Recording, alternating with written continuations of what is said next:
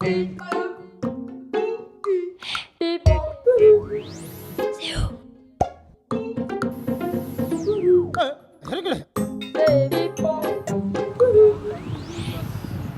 une longue artère qui traverse Saint-Benoît de la Nationale 2 à l'Océan. Dans la rue Auguste de Villèle, la végétation ne protège guère les cités voisines du va-et-vient incessant des autos.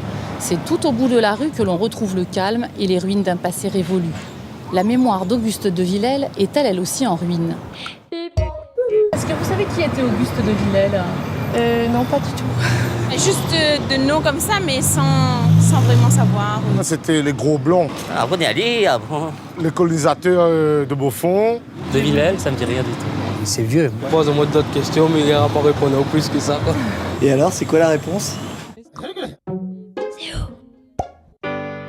Auguste Villèle est né le 8 juillet 1858 à Saint-Denis. Son père, Paulin, propriétaire terrien, l'envoie en France suivre des études secondaires catholiques.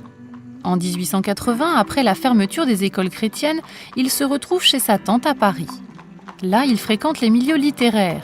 Il rejoint les Parnassiens, comme le comte de Lille ou Léon Dierx, et rencontre même Victor Hugo. Sa passion pour la poésie inquiète son père qui le fait revenir à Bourbon. Il travaille alors à ses côtés sur les propriétés et à la chambre d'agriculture. C'est là qu'il se découvre une vocation pour l'agronomie. Autodidacte, il n'en devient pas moins une sommité internationale. Il voyage beaucoup, s'exprimant en latin à l'étranger. Il ramène des plantes d'un peu partout, des épineux des Indes pour nourrir le bétail ou des crapauds pour chasser les moustiques. En 1894, il devient conseiller technique de la Chambre d'agriculture.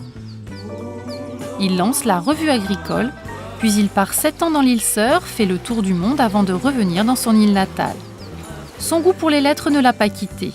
En 1926, il publie un recueil de poèmes, Rayons de miel. Il met en place l'Académie de la Réunion et le premier syndicat d'initiative de Saint-Denis.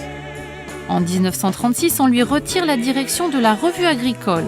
On lui reproche d'avoir utilisé des subventions à des fins d'agrément alors qu'il s'agissait d'un voyage d'études.